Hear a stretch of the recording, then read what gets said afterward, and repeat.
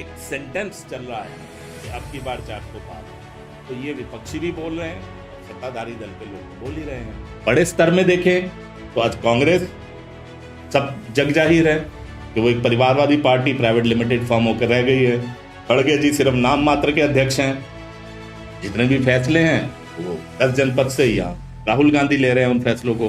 मोदी और शाह, इन दोनों की जो जोड़ी, ये जब से सत्ता के शीर्ष पर, देश की सत्ता के शीर्ष पर है, राजनीति की, भारत की राजनीति की दशा और दिशा पूरी तरह बदल गई जी। तो अगर आप गाजियाबाद की बात करें या मेरठ की बात करें, राजेंद्र अग्रवाल जी वाली, या इधर वीके सिंह जी वाली, तो इसमें जो उनकी परफॉर्मेंस है, कहीं ना कहीं वो परफॉर्मेंस के मापदंडों पर अभी तक खरे नहीं।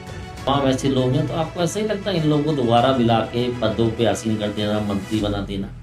भारतीय जनता पार्टी से जुड़ा हुआ जो कार्यकर्ता है, जिन्होंने 30 साल 50 साल सेवा करी है, दरी उठी है, लेके बुलंद रहे हैं, उनका अधिकार उनसे छीना जा रहा है। विपक्ष तो यहाँ तक भी कहती है दुष्यंत जी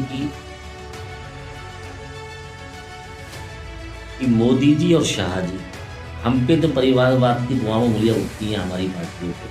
इस पार्टी को तो भी सिर्फ 2 ही लोग चला रहे हैं। इन्हीं की बातें मानी जाती है जिला लेवल तक, तहसील लेवल तक, हर तक, मतलब कोई भी नॉमिनेशन है, कोई भी इलेक्शन है, सीट का फाइनली सब कुछ यही करते हैं। तो कह रहे हमें तो दोष हमारी तरफ मना जाता है, लेकिन इस पार्टी में भी अब ये सब शुरू हो गया। क्या भाजपा 400 पार निकल रही है?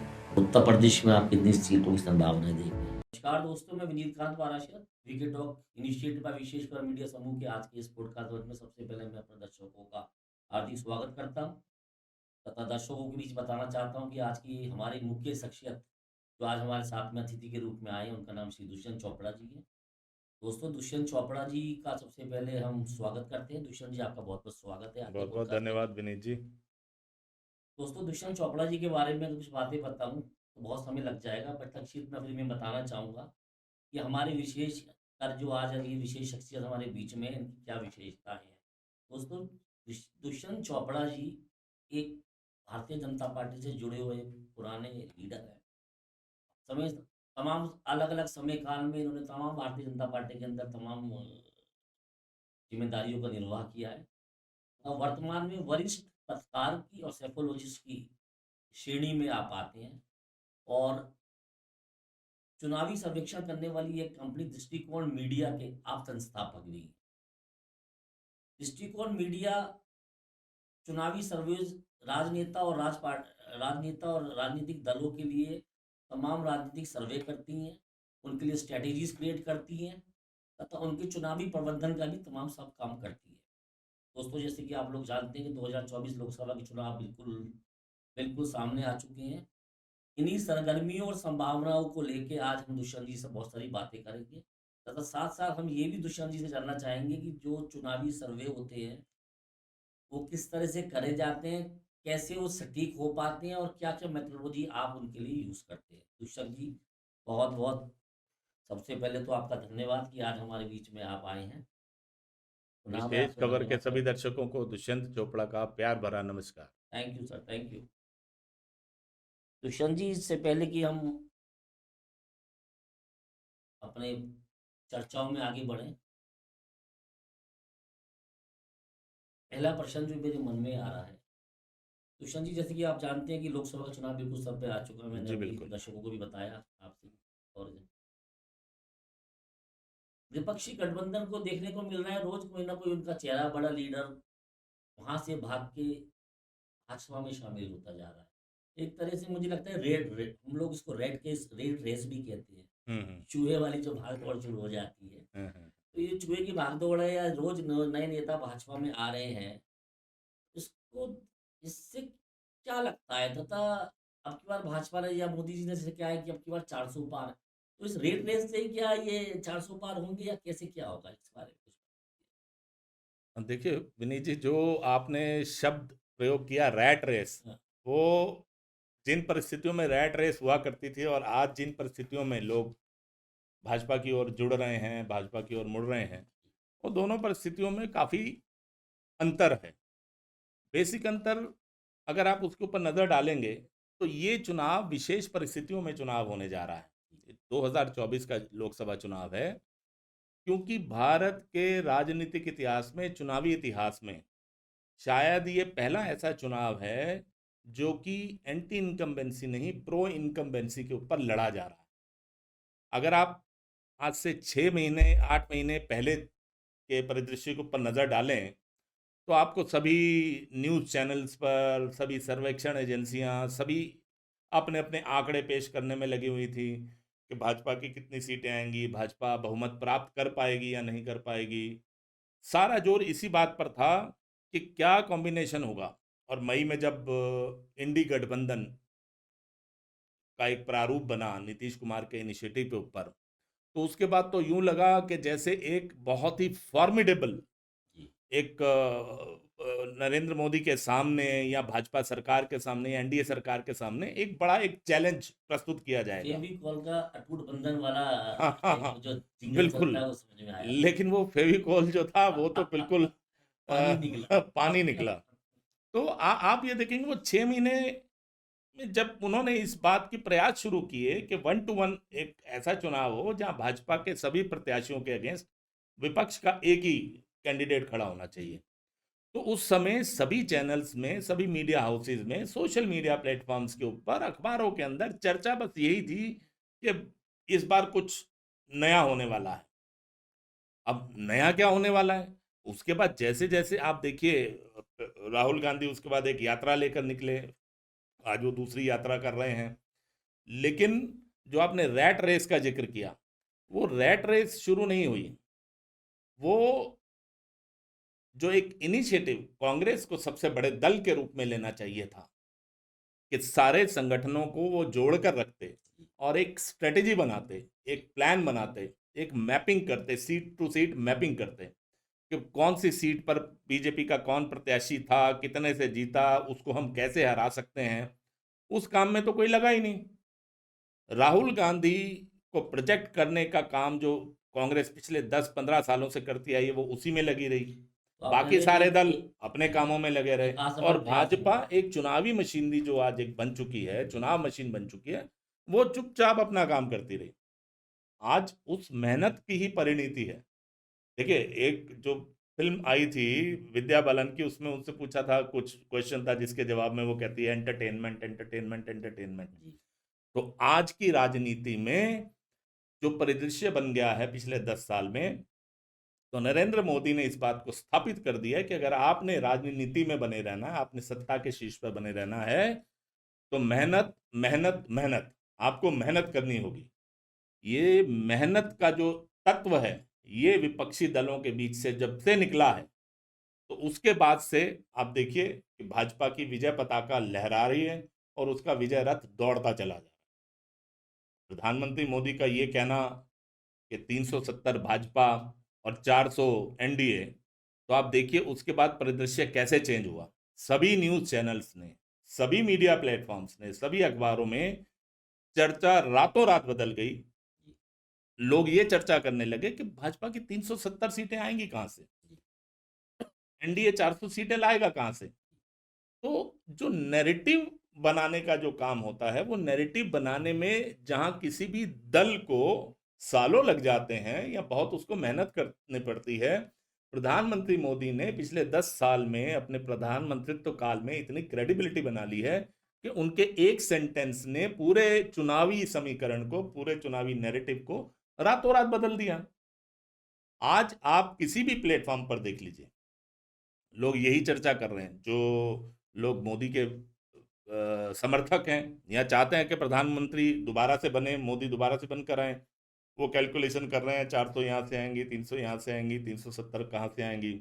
और जो विरोधी हैं, वो विरोधी भी इस बात को लेकर चर्चा में, प्रयास में लाने की कोशिश कर रहे हैं कि नहीं, 370 तो नहीं आ सकती। पिछली बार 303 लाए थे, कमाल हो गया था, इस बार नहीं होगा। तो आप देखिए कि ओवरऑल जो नैरेटिव बिल्डिंग का काम प्रधानमंत्री मोदी जी ने किया है, तो आज उसी का परिणाम है कि ये जो एक एक सेंटेंस चल रहा है कि अब की बार 400 पार, तो ये विपक्षी भी बोल रहे हैं और सत्ताधारी दल के लोग तो बोल ही रहे हैं। अब रहा, जैसे आपने बात की कि भाई 400 सीटें आएंगी कहाँ से, तो आप ये देखिए, जहां 8 महीने पहले इंडी गठबंधन बना, तो होना ये चाहिए था कि इंडी गठबंधन के दलों में आगे बढ़ोतरी होनी चाहिए थी, कुछ कैलकुलेशन होनी चाहिए थी, लेकिन भाजपा ने बहुत ही स्ट्रेटेजिकली अपना एनडीए का परिवार बढ़ाना शुरू किया। महाराष्ट्र का एपिसोड ले लीजिए, वो उसके बाद हुआ, महाराष्ट्र में उन्होंने कर लिया, नीतीश कुमार को कर लिया, नीतीश कुमार इनके साथ आ गए। और बाकी अगर आप और स्टेट्स में देखें, आज तमिलनाडु में एआईएडीएमके का एक धड़ा भाजपा के साथ है। आप तेलंगाना में देख लीजिए, आंध्र प्रदेश में देख लीजिए, टीडीपी और चंद्रबाबू साथ में जुड़ गए हैं। तो भाजपा ने बड़े स्ट्रेटजिकली अपनी परिवार को, एनडीए परिवार को बढ़ाया है। वहीं इंडी गठबंधन अभी तक यही डिसाइड नहीं कर पाया कि कौन सी सीटों पर कौन लड़ेगा या कितनी सीटों पर कौन लड़ेगा। आज भी वही लड़ाई है, क्योंकि जितने भी क्षेत्रीय दल हैं, आप ये जानिए विनीत जी, उनको ये बात समझ में आ चुकी है कि कांग्रेस जहां जहां पर भी उनको, कांग्रेस को अगर जरा सीटें देनी पड़ी तो वो कांग्रेस उन्हीं की वोट बैंक पे सेंध लगाएगी। क्योंकि सबसे बड़ी बात यह है कि जितने भी क्षेत्रीय दल हैं, आप जम्मू कश्मीर में ऊपर से लेकर नीचे केरला तक आ जाइए, किसी भी आप दल की जब बात करेंगे तो वो दल खड़ा हुआ है कांग्रेस की जमीन के ऊपर ही। कांग्रेस से या तो निकला है या उसने कांग्रेस के ही वोट बैंक पर कब्जा किया है। तो पूरे देश में आप देखेंगे भारतीय जनता पार्टी ही एक ऐसा दल है जो कि नॉन कांग्रेस थॉट प्रोसेस के साथ आगे बढ़ा शुरू से ही। भले वो जनसंघ में था, उस काल में भी जब वो जनता पार्टी में मर्ज हुआ 77 से 80 के कालखंड में, तो जनता पार्टी में भी वो नॉन कांग्रेस का एक जो थॉट प्रोसेस था उसी को लेकर चले। और जब से भारतीय जनता प्रादुर्भाव में आई, तो आप देखिए भारतीय जनता पार्टी की रीति नीति सब वही थी कि उसने कांग्रेस को रिप्लेस करना था। कांग्रेस को रिप्लेस करने से मतलब ये नहीं है कि कुछ उसमें सत्ता में आने का एक, वो तो एक राजनीतिक दल का सबसे एक प्राइम मोटिव रहता ही है, लेकिन वो जो एक विचारधारा इस देश में लाना चाहते थे, तो वो उस विचारधारा को लेकर आगे बढ़े। जहां शुरू में कांग्रेस एक विचारधारा के साथ चली थी, लेकिन कालांतर में कांग्रेस से लोग निकलते चले गए और जो एक विचारधारा आधारित कोई पार्टी होती थी, तो वो पार्टी परिवारवादी पार्टी में परिवर्तित होती गई। अगर आप बड़े स्तर में देखें तो आज कांग्रेस सब जग जाहिर है कि वो एक परिवारवादी पार्टी प्राइवेट लिमिटेड फर्म होकर रह गई है। खड़गे जी सिर्फ नाम मात्र के अध्यक्ष हैं, जितने भी फैसले हैं वो 10 जनपद से, या राहुल गांधी ले रहे हैं उन फैसलों को। अगर आप जम्मू कश्मीर से नजर डाल के नीचे तक 1 to 1 एक एक राज्य का जिक्र कर लें, तो हर जगह पर आपको पार्टी ऐसी लगेगी जो परिवारवादी पार्टी है। आप देखिए जम्मू कश्मीर में नेशनल कॉन्फ्रेंस, उमर अब्दुल्ला या अब्दुल्ला परिवार को निकाल दीजिए, पार्टी का कौन खैर ख्वाह, कोई नहीं। पीडीपी में से महबूबा मुफ्ती को निकाल दीजिए, उनके बाद पार्टी क्या है, कुछ नहीं। हरियाणा में आ जाइए आप हरियाणा में चौटाला परिवार में से जो उनका दल है उसमें से अगर आप चौटाला परिवार निकाल दीजिए तो उनकी पार्टी खत्म हो जाती है। उत्तर प्रदेश में आ जाइए, अखिलेश यादव, मुलायम सिंह के बाद अखिलेश यादव आ गए। आज अखिलेश यादव को माइनस कर दीजिए तो समाजवादी पार्टी कुछ नहीं है। बहुजन समाज पार्टी को ले लीजिए, मायावती को माइनस कर दीजिए, कुछ नहीं है। आप नीचे तक चले जाइए, तमिलनाडु में आप चले जाइए, डीएमके में से आप स्टालिन परिवार को निकाल दीजिए, खत्म। एआईएडीएमके का हाल आपके सामने है। जयललिता के निकलने के बाद आज एआईएडीएमके 2 धड़ों में बढ़ चुकी है। जहां पर कि भारतीय जनता पार्टी के जवाब पर नजर डालते हैं तो वो एक विचारधारा बेस्ड पार्टी है जो किसी व्यक्ति विशेष या परिवार विशेष के साथ बंधी हुई नहीं है।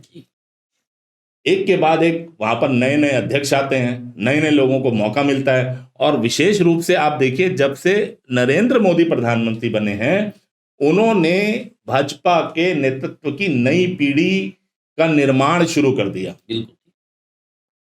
आप सोच सकते हैं कि उत्तर प्रदेश जैसा बड़ा राज्य जो 80 लोकसभा देता है देश को, वहां पर योगी जी जैसा एक व्यक्ति आता है जिसको आउट ऑफ द ब्लू, कितने और भी लोग लाइन में थे लेकिन योगी जी को लाया गया। योगी जी ने खुद को साबित किया, एक नया नेतृत्व तैयार हो गया।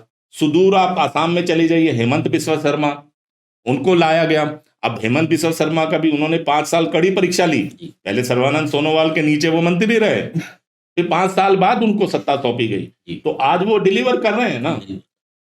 ऐसे ही आप बड़े राज्यों पर नजर डालें, राजस्थान वाला जैसा एक उदाहरण आपके सामने है, जहां लगता था कि वसुंधरा राजे सिंधिया के बाद तो वहां पर भाजपा का कोई नाम लेवा नहीं होगा, या इतनी गलतफहमी कम से कम वसुंधरा राजे और उनके समर्थकों में तो थी कि मैडम के बिना भाजपा वहां कुछ नहीं है। लेकिन नरेंद्र मोदी ने वहां भी नया नैरेटिव वहां वहां उन्होंने एक नया चेहरा दिया और वो सफलतापूर्वक अपनी सरकार चला रहे हैं। आप मध्य प्रदेश को ले लीजिए, जहां लगता था कि शिवराज सिंह चौहान बहुत अच्छी सरकार चला रहे हैं, और वाकई में उन्होंने बहुत अच्छी सरकार चलाई भी, मेहनत करी, और भाजपा की इस बड़ी जीत में नो डाउट उनका बहुत बड़ा श्रेय है।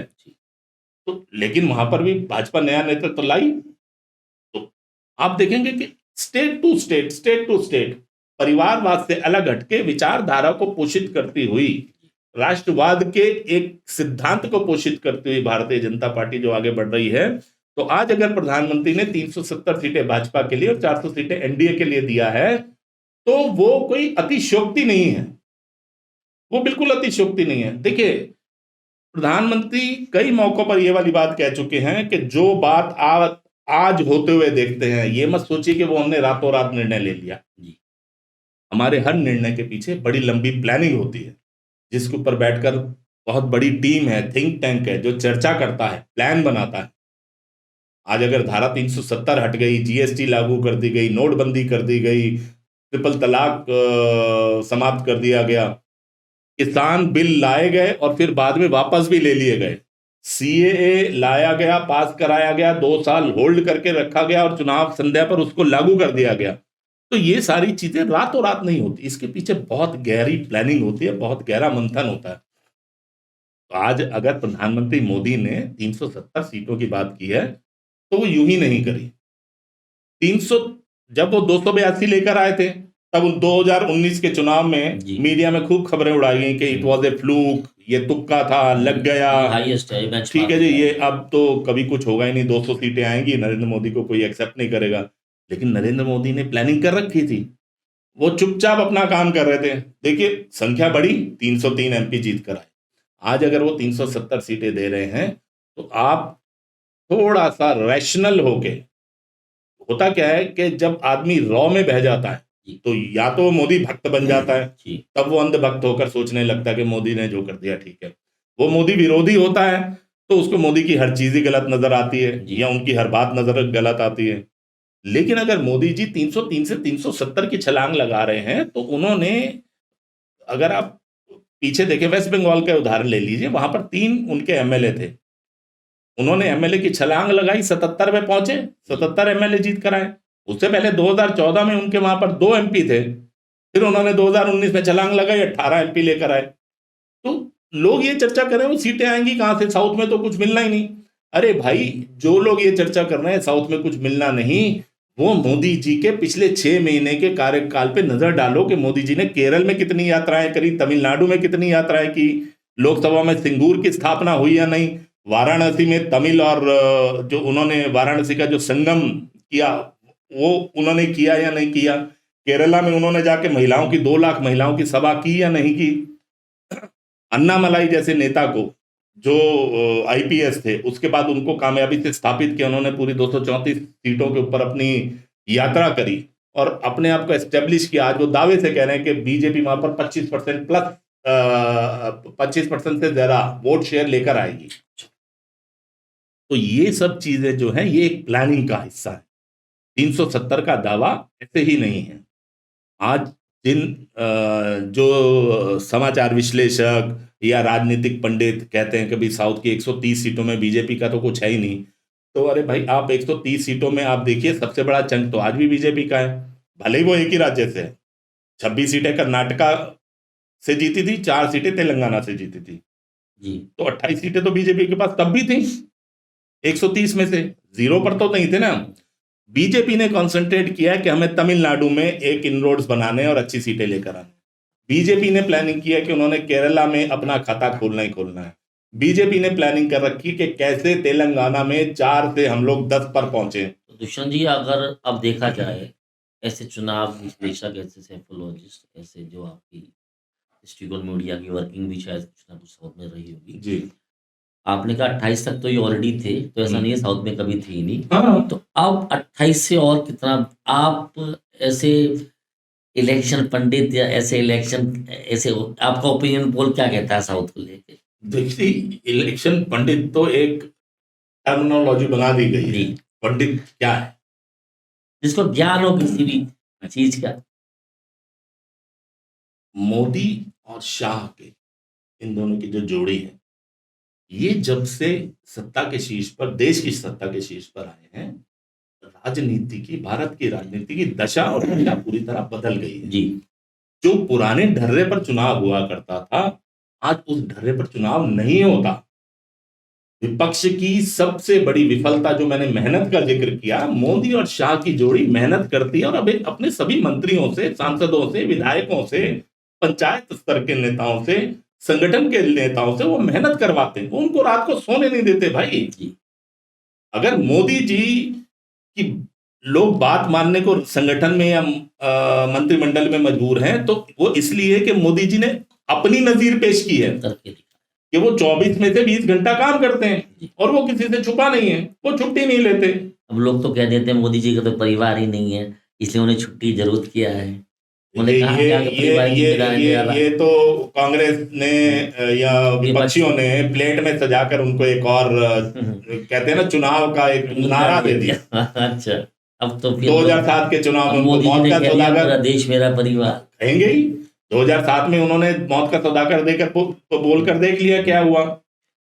2014 के चुनाव में मणिशंकर अय्यर ने बोलकर देख लिया कि चाय वाला, तो चाय वाले ने बता दिया कि चाय वाला क्या है। विपक्ष तो यहाँ तक भी कहती है दुष्यंत जी कि मोदी जी और शाह जी, हम पे तो परिवारवाद की दुआओं उंगलियां उठती हैं हमारी पार्टियों पे। इस पार्टी को तो भी सिर्फ 2 ही लोग चला रहे हैं अब। इन्हीं की बातें मानी जाती है, जिला लेवल तक, तहसील लेवल तक, हर तक, मतलब कोई भी नॉमिनेशन है, कोई भी इलेक्शन है, सीट का फाइनली सब कुछ यही करते हैं। तो कह रहे हमें तो दोष हमारी तरफ मढ़ा जाता है, लेकिन इस पार्टी में भी अब यही सब शुरू हो गया। नहीं, देखिए, एक सिद्धांतिक फर्क जान लीजिए। जी जी। जो लोग इस बात पर उंगली उठाते हैं कि सारे फैसले केंद्रीकृत हो गए हैं या मोदी और शाह के अलावा और कोई निर्णय नहीं लेता, तो वो लोग ये भूल जाते हैं कि उनका लिया हुआ हर निर्णय कहीं ना कहीं पार्टी को फायदा पहुंचा रहा है। पार्टी आगे बढ़ी है, स्तर पर आगे बढ़ी है, चाहे वो सीटों के लिहाज से हो या पार्टी के अपने जो उनका आधार है, जो उनका बेस है, उसमें आगे बढ़ी हो। आज अगर बीजेपी सोचती है कि हम तेलंगाना में 4 से 10 पर पहुंचेंगे, आज अगर पार्टी सोचती है कि केरला में हम अपना खाता खोल लेंगे, आज अगर पार्टी सोचती है कि आंध्रा में भी हमें कुछ ना कुछ सीटें टीडीपी के साथ मिलकर लड़ने पर मिलेंगी, आज पार्टी जो सोचती है कि नवीन पटनायक के साथ पैक्ट करके हम लोग ज्यादा सीटें वहां पर ला सकते हैं, उड़ीसा में अपनी संख्या बढ़ा सकते हैं, आज अगर पार्टी बोलती है कि वेस्ट बंगाल में 18 सीटों से बढ़कर हम 24 या 25 सीटों तक या 30 सीटों तक भी जा सकते हैं, तो वो उनके निर्णयों और दूरदर्शिता के कारण ही हुआ है, नंबर 1। नंबर 2, जब आप किसी को भी परिवार का मुखिया बनाते हैं, तो परिवार का मुखिया या किसी भी संस्था का जो चीफ होता है या जो संस्था चलाने के लिए जिसको जिम्मेदारी दी जाती है, वो सारी बातें अपनी ही नहीं थोपता। आप ये ध्यान रखिए कि कोई भी व्यक्ति संस्थागत जब उसको बढ़ाता है, उसका विस्तार करता है, तो उसके बहुत से सलाहकार होते हैं, उसका एक थिंक टैंक होता है, उसके आंख और कान कहे जाने वाले लोग होते हैं जो उन तक सूचनाएं लाते हैं, जो रणनीतियां बनती हैं वो बनाने के लिए बहुत बड़ी टीम होती है। अगर धारा 370 हटी तो रातों रात नहीं हटी कि अमित शाह संसद में गए और उन्होंने बोल दिया।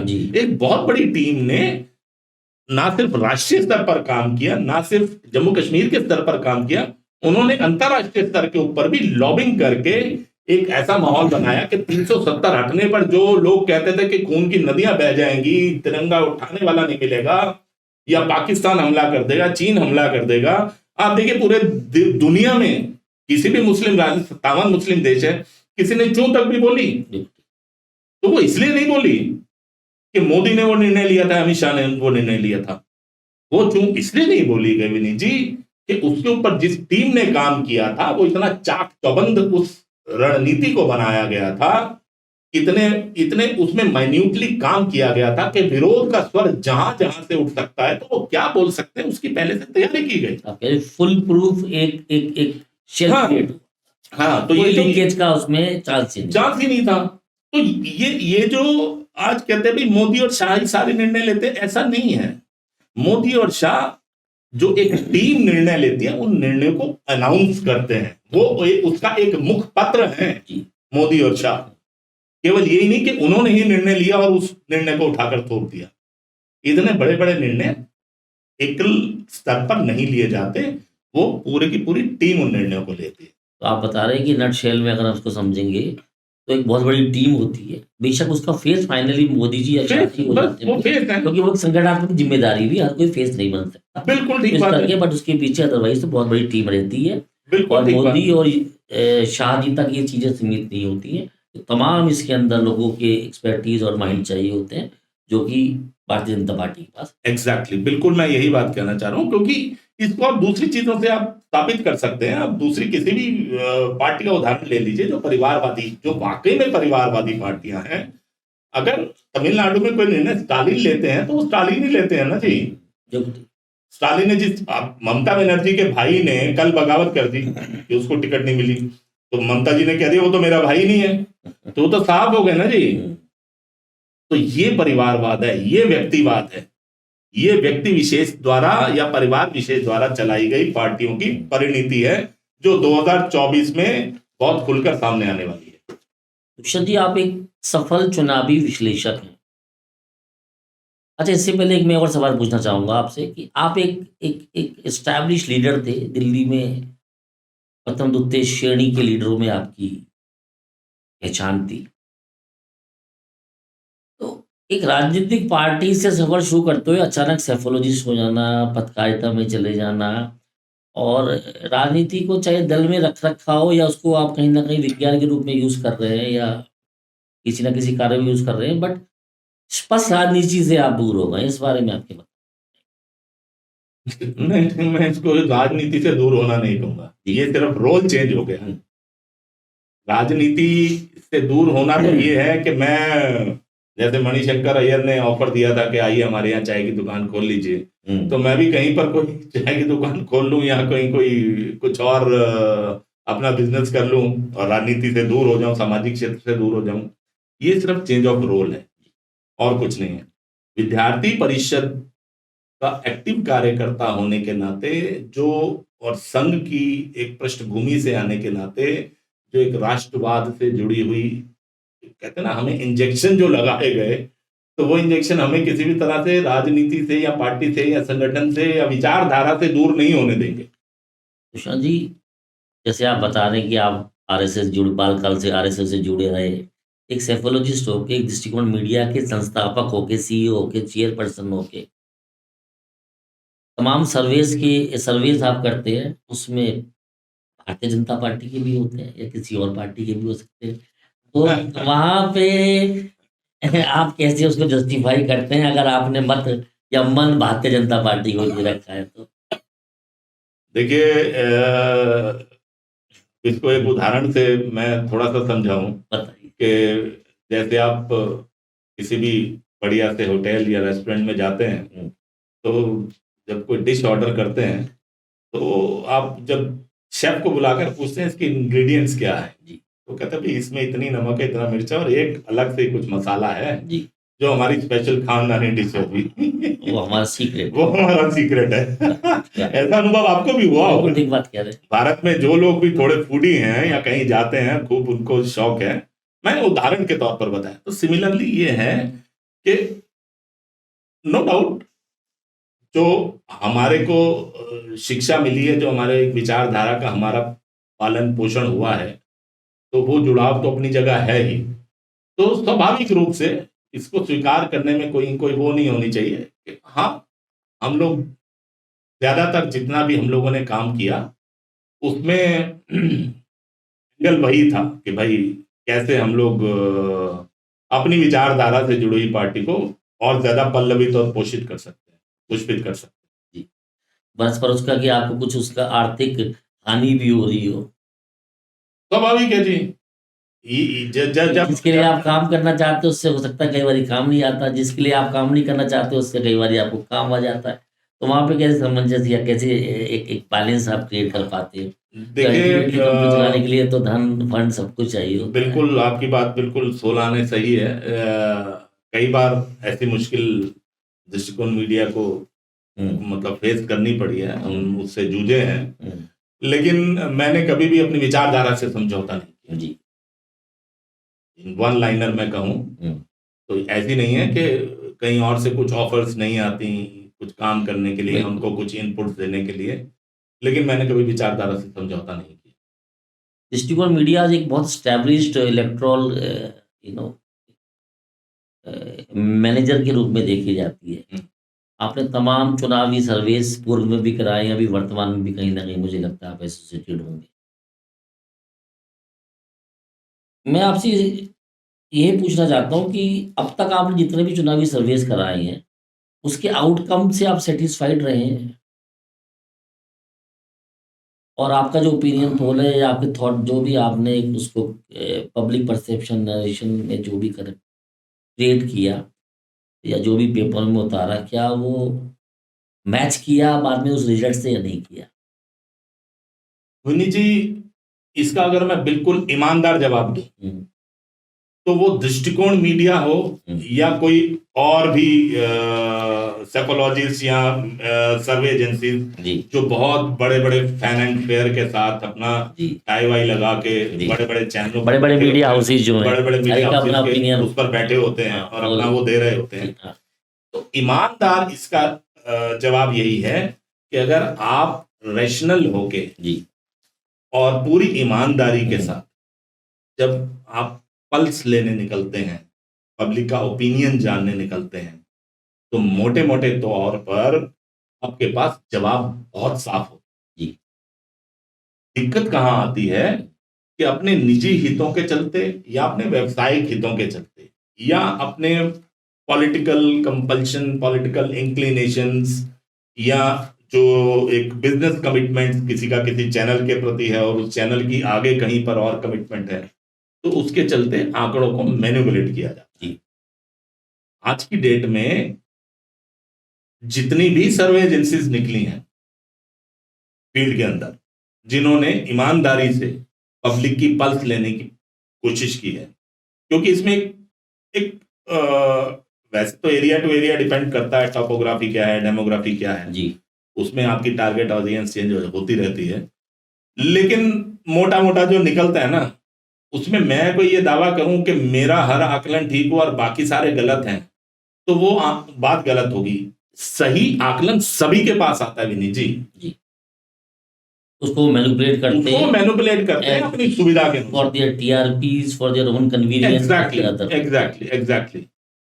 आज अगर एक बहुत बड़ा विशेष समूह हर 6 महीने में कहता है जी पूरे देश का मूड क्या चल रहा है या क्या चल रहा है, तो उससे जुड़ी हुई जो टीम है, ये थोड़ी उस टीम के पास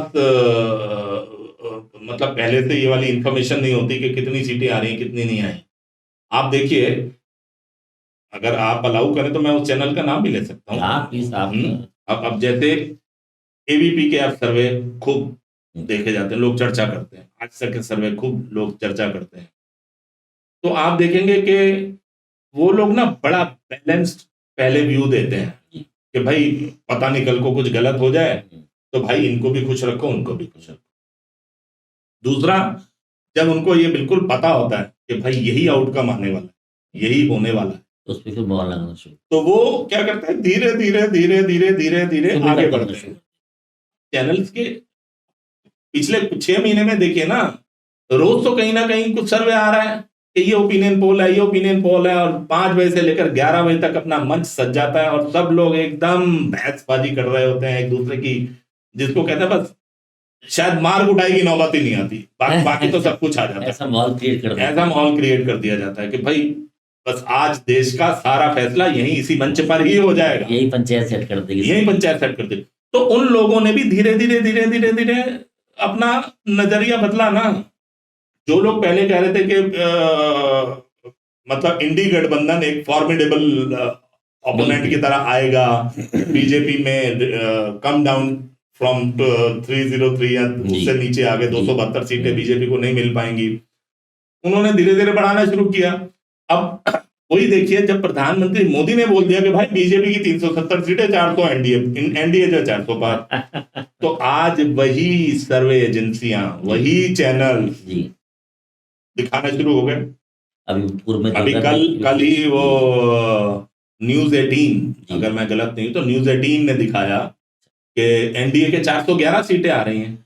तो आप ये बताइए, पहले 411 सीटें कहां छुपा कर रखी थी, जो अब इन्होंने 411 जादू के पिटारे की तरह से बाहर। मेरे पास भी अभी कुछ ही दिनों पहले का एक सर्वे है इंडिया टीवी का, उसमें 378 सीटें एनडीए के लिए दिखाई जा रही है।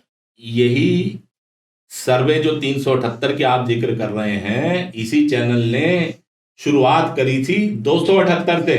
अच्छा जनाब, यूट्यूब पर उपलब्ध है वो, आप जाइए उनका सर्वे देखिए। 278 पे आए कि एनडीए 278, बीजेपी 242। क्यों? लोगों को लगता ये कि भारत की परिपाटी है कि भाई ये जो सत्ता है ये कुछ लोगों के लिए निर्धारित है, 1 बाय 1 सबकी बारी आएगी, आओ खाओ पियो लूटो खसोटो और अगले वाले को। इसलिए कुछ लोग पैटर्न पकड़ा के चले जाओ, सामंजस्य बना के रखना चाहते, रखना चाहते, मीठा मीठा गप गप, मीठा मीठा गप गप। बिल्कुल सही बात भाई। जो लोगों को आदत ये पड़ी हुई थी इन चैनल्स को, बड़े बड़े पत्रकारों को, कि वो सीटें अनाउंस करते थे, मंत्रिमंडल तय करवाते थे कि कौन मंत्री बनेगा, प्रधानमंत्री तक कौन बनेगा, किसको कौन सा मंत्रालय दिया जाएगा, ये सब की चर्चा होती थी। कि सूत्रों के हवाले से हमें पता चला जी फलाने राम जी ढिमकाने राम जी को ये वाली मंत्रालय दिया जा रहा है जी, और अगले दिन वो मिल भी जाता था। अक्सर की तरह प्ले करते थे ये लोग। अब आज के डेट में बीजेपी की 2 लिस्टें आ चुकी हैं। जी 2 लिस्ट आ रही। तो आप बताइए ना कि किन लोगों ने क्या अनुमान लगाया था जो उनके अनुमान पूरे हो। बिल्कुल ठीक बात। ये तो खैर इस पे अभी आने वाले टाइम में चर्चा करूंगा आपके साथ कुछ प्रश्नों के साथ में, इसलिए मैं इसको विराम दे देता हूँ। अभी कुछ बातें मैं और पूछना चाहूंगा आपसे, जैसे कि ऐसे सेफोलॉजिस्ट, इसको आप कितनी साइंस मानते हैं, कितना इंस्टिंक्ट मानते हैं, जो ओपिनियन पोल्स?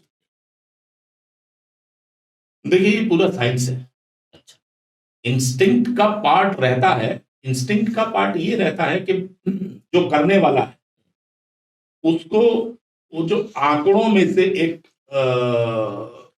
संदेश जो निकल कर आ रहा है, जो उसका एल्गोरिथम है वो उसको कितनी अच्छी तरह से पढ़ पाता है, जो उससे निकल कर, तो वहां पर ऑब्वियसली इंस्टिंक्ट भी आता है, अनुभव भी आता है कि भाई देखिए जो सर्वेयर फील्ड में गया है उसने एक पेट क्वेश्चनर जिसका है उसके ऊपर उसने बात करनी, एक सेट ऑफ पीपल है जिससे उसने जाकर बात करनी, उसमें सभी सेक्शन के लोग होते हैं, ओपिनियन मेकर भी होते हैं, महिलाएं भी होती हैं, युवा भी होते हैं, सब जाति वाले भी होते हैं, सभी धर्म वाले भी होते हैं।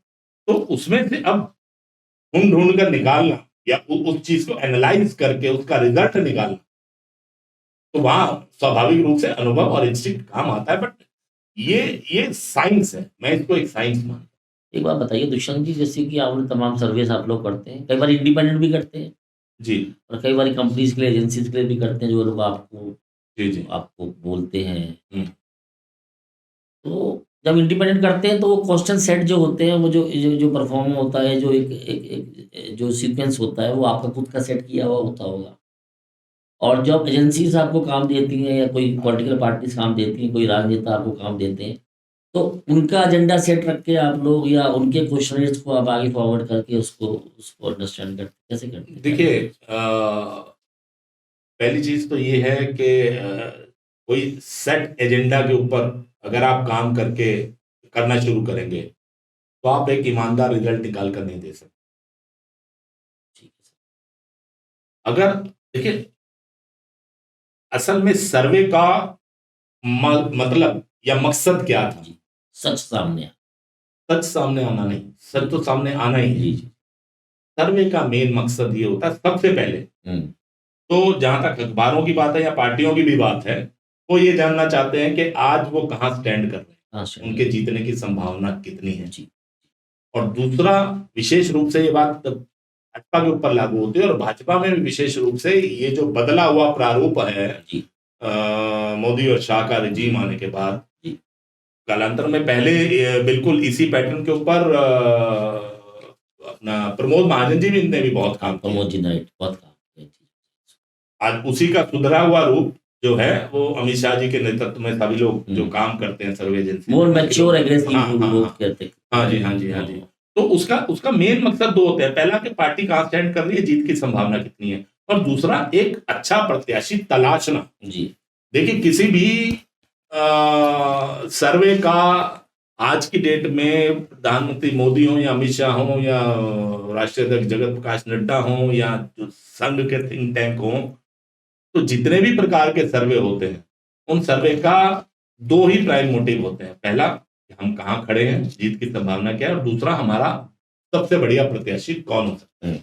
इस बार जितने भी टिकट दिए गए हैं बहुत ही ऑब्जेक्टिव टिकट दिए गए हैं, बहुत ही ऑब्जेक्टिव बढ़िया टिकट दिए गए हैं भारतीय जनता पार्टी की ओर से, और 99% जो सीट्स हैं वो सब सर्वे की रिपोर्ट्स पर आधारित जो रिजल्ट आए उसके ऊपर दिए गए। इसमें दुष्यंत जी फिर मेरे दिमाग में एक प्रश्न आता है, जैसे आरएसएस एक संगठन है भारतीय जनता पार्टी का पेरेंट, मतलब कैसे कह सकते हैं, पेरेंट का रूप दे सकते जी हैं। जी जी वो एक ट्री है या उसके नीचे फिर तमाम डिफरेंट वर्टिकल्स है, भारतीय जी। जनता पार्टी जो उनका राजनीतिक चेहरा है, फिर जी। आरएसएस है, बजरंग दल है, तो मतलब विश्व हिंदू परिषद, मतलब बहुत सारे इस टाइप के तमाम वर्टिकल्स उनके साथ में एसोसिएटेड बिल्कुल। है।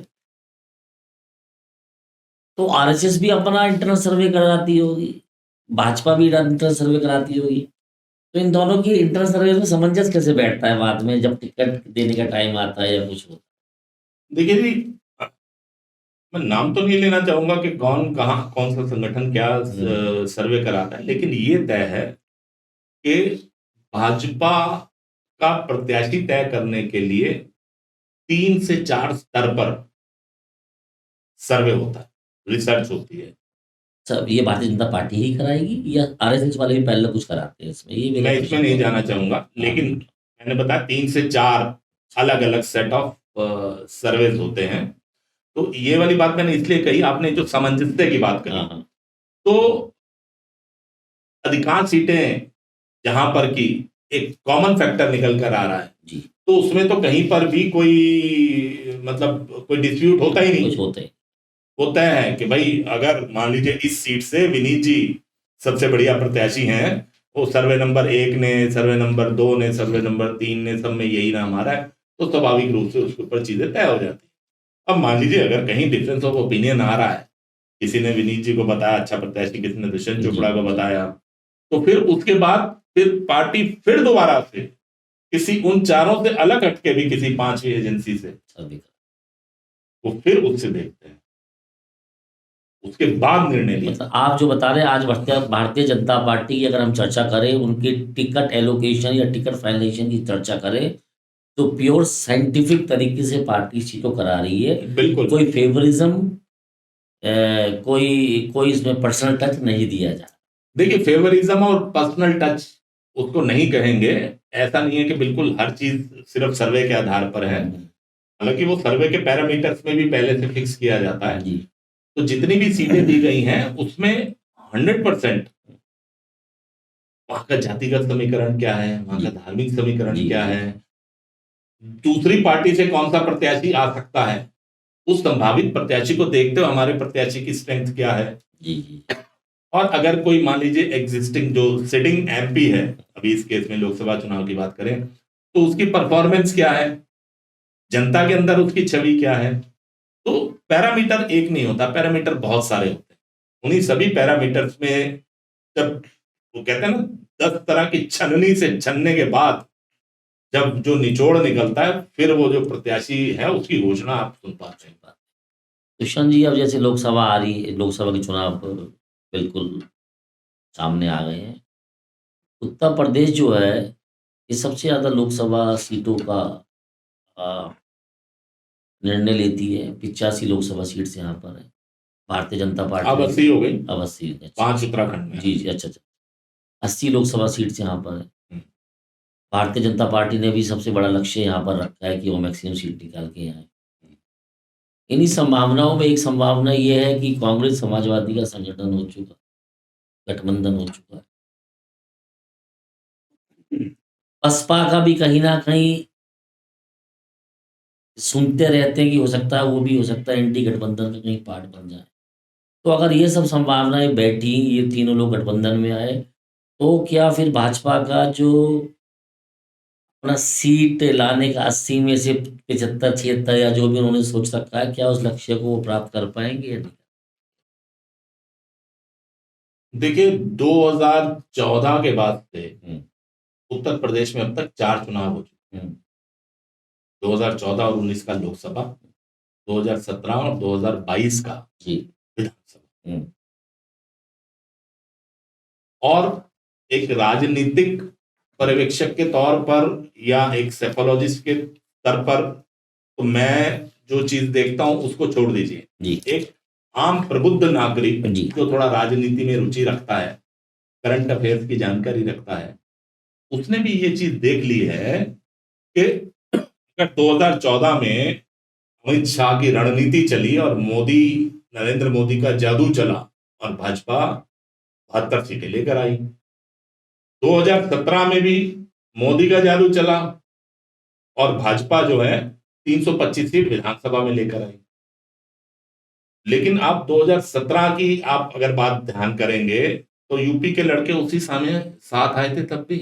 जी, 2017 की बात है ना, 2017 में साथ आए। विधानसभा में। हुँ, हुँ, और 2019 में बहनजी और अखिलेश और आरएलडी साथ में थे। हुँ, कितनी चर्चा होती थी कि भाई ये तो अनबीटेबल कॉम्बिनेशन है। बिल्कुल, डेडली कॉम्बिनेशन जिसको बोला गया। 2017 में भी बोला गया, 2019 में भी बोला गया। उसकी क्या परिणति निकली? वो ट्रांसफ़र नहीं हो पाया। वो ट्रांसफर नहीं हुए। तो मैंने जो कहा मेहनत, मेहनत, मेहनत, एक बार फिर से हुँ, मैं उसी बात पर वापस लौट कर आऊँगा कि आप जो कह रहे हैं कि अगर ये तीनों इकट्ठे भी हो गए या बाकी सब इकट्ठे हो गए तो भाजपा की संभावनाओं के ऊपर क्या रहे? भाजपा ने पिछले 10 साल में जो प्रधानमंत्री मोदी ने उत्तर प्रदेश के लिए या देश के लिए किया, उसके ऊपर बेस्ड है। 2017 के बाद से कानून व्यवस्था से लेकर बाकी औद्योगिक विकास से लेकर जो इंफ्रास्ट्रक्चर डेवलपमेंट उत्तर प्रदेश में हुआ, तो योगी जी ने जो किया उसके ऊपर बेस्ड है। जी, और सबसे ऊपर जिसको लोग अभी चर्चा नहीं कर रहे, राम मंदिर का मुद्दा जो है, बहुत बड़ा। तो राम मंदिर के मुद्दे को आप लाइटली मत लीजिए। अभी तो रामलला का बिल्कुल ठीक बात है। ये रामलला का अभी वहां पर स्थापित होना, हाँ, 500 साल ये के संघर्ष के बाद वो ये मंदिर भावनाएँ मिला। तो अभी जुड़ेंगी फाइनली। ये भावनाएं तो अभी अभी अभी इनका उभार आपने देखा ही नहीं। जैसे जैसे चुनाव गर्म होगा, जैसे जैसे एकदम जनसभाएं होना शुरू होंगी, जिस समय मोदी आकर सभाएं करेंगे, योगी आकर चुनाव केंद्रित मतलब चुनाव लड़ने से केंद्रित जब वो सभाओं में बोलना शुरू करेंगे, तब आपको वहां रामलला भी नजर आ जाएंगे। मोदी का 10 साल में किया हुआ काम, चाहे वो उज्ज्वला की योजना हो, चाहे नल से जल हो, चाहे प्रधानमंत्री आवास योजना में गरीबों को घर मिलने का हो, चाहे महिलाओं के लिए शौचालय हो, और चाहे योगी जी की सुरक्षा व्यवस्था हो जिसमें उन्होंने कानून व्यवस्था को सुधारा, चाहे यहाँ पर जितने एक्सप्रेस वेज बन गए, जितना नगर का विकास हुआ। आप देखिए, अपने उदाहरण से बताता हूं, मैं अभी किसी निजी काम से बिहार में था, जी सर। बेगूसराय में। जी, तो बेगूसराय से हम लोगों ने निर्णय लिया कि चलिए बाई रोड निकलते हैं दिल्ली की ओर, नोएडा की ओर। तो बेगूसराय से चल के जब हम गाजीपुर, जहां से कि पूर्वांचल एक्सप्रेसवे शुरू होता है, जब तक वहां पर पहुंचे तो हमें पूरा एहसास हो गया कि हाँ भाई हम बिहार में हैं। जो वहां पर कंजेशन है, रोड की दिक्कत है, सड़कें खराब हैं, चाहे हाजीपुर वाला वो पुल हो, चाहे जी। गांधी सेतु हो, राजेंद्र पुल हो, जितने बड़े बड़े इंटरसेक्शन, सब जगह भीड़ भड़का, मिसमैनेजमेंट, एवरीथिंग। और जैसे ही आप पूर्वांचल एक्सप्रेसवे पर चढ़ते हो तो उसके बाद कब आपकी गाड़ी नोएडा पहुंच जाती है, आपको बिल्कुल थकावट ही नहीं होती। एक्सप्रेसवे में गाजीपुर और वहां से आप चल के आप लखनऊ आते हो, लखनऊ से आप आगरा आते हो, आगरे से आप नोएडा आ जाते हो। तो योगी जी ने इतनी बड़ी यात्रा। तो आप ये देखिए ना, वो ये जो आप बात कर रहे हो कि ये लोग इकट्ठे आ गए, इकट्ठे, और अगर इसको राजनीतिक रूप से भी आप देखो, ऐसा नहीं है कि वो सिर्फ काम के बल पर वोट मांग रहे हैं। भाजपा ने एक चुनावी मशीन के नाते और एक अच्छे रणनीतिकार के नाते जातिगत समीकरण और राजनीतिक समीकरणों को भी साधा है। जी जी जी। अगर 2022 के चुनाव में भाजपा के अलग जाने से अगर भाजपा को नुकसान हुआ तो राजभर को भी पार्टी में ले आए, जी दारा सिंह चौहान को भी पार्टी में ले आए, जी। मंत्री बना दिया, अब आरएलडी को भी अपने साथ में मिला लिया। तो अगर आप उसको राजनीतिक चश्मे से भी देखेंगे तो राजनीतिक चश्मे से भी उन्होंने जातिगत समीकरणों को साधा है, उन्होंने राजनीतिक समीकरणों को साधा है, उन्होंने काम किया है परफॉर्मेंस के बेस पर चुनाव में वो वोट मांगने जा रहे हैं। तो मुझे नहीं लगता कि अखिलेश और कांग्रेस का गठबंधन किसी भी तरह से इनके विजय रथ को रोक सकता है। और इवन अगर मायावती साथ आ जाए, हालांकि मुझे उसमें शक है, मायावती जी ने तो अभी जो भी कैंडिडेट डिक्लेयर किए हैं जी जी वो तो इनकी राह में मतलब सपा और कांग्रेस की राह में रोड़े अटकाने वाली है। फॉर्मिडेबल कैंडिडेट उन्होंने खड़ा किया। अच्छा, कहीं ना कहीं मायावती जी को भी अंदेशा है कि जो उनका वोट बैंक है और कांग्रेस का वोट बैंक है कॉमन ही है। कल कांग्रेस या सपा के साथ तो अल्टीमेटली फाइनल लूजर वही रहेंगी कांग्रेस के साथ में जाके। देखिए क्या है, अरे कोई आज अपनी जमीन बचाने में लगा। बिल्कुल ठीक बात। आप सोचिए अखिलेश ने क्या अपनी मनमर्जी से कांग्रेस से चुनाव गठबंधन किया। अखिलेश को पता है कि भाई कांग्रेस ने कर्नाटक जीता है, कांग्रेस ने तेलंगाना जीता है अभी, और मुस्लिम वोट के ध्रुवीकरण के बल पर जीता है। तो वो अपनी जमीन जो कि एम वाई समीकरण है, यादव और मुस्लिम, उस समीकरण को बचाने के लिए उन्होंने कांग्रेस से गठबंधन किया कि मुस्लिम वोट कटना नहीं चाहिए। वो अलग बात है कि उनके इस प्लान का तिया पाचा करने के लिए मायावती जी तो जो थी वो थी, ऊपर से ओवैसी भी आ रहे हैं, ओबीसी जी भी आ रहे हैं। तो आप बता रहे ओबीसी भी इंडिपेंडेंट चुनाव लड़ेंगे उत्तर प्रदेश में? बिल्कुल लड़ेंगे जी, और खूब मजबूती से लड़ेंगे। अभी जैसे आपने बताया कि भारतीय जनता पार्टी ने अपनी स्ट्रैटेजीज में अपने मर्जर्स में थोड़ी सी फ्लेक्सिबिलिटी दिखा रखी है। जो नेता उनको छोड़ के चले जाते हैं उनके बारे में अशब्द भी कहते हैं, दोबारा वापस पार्टी में आ जाते हैं।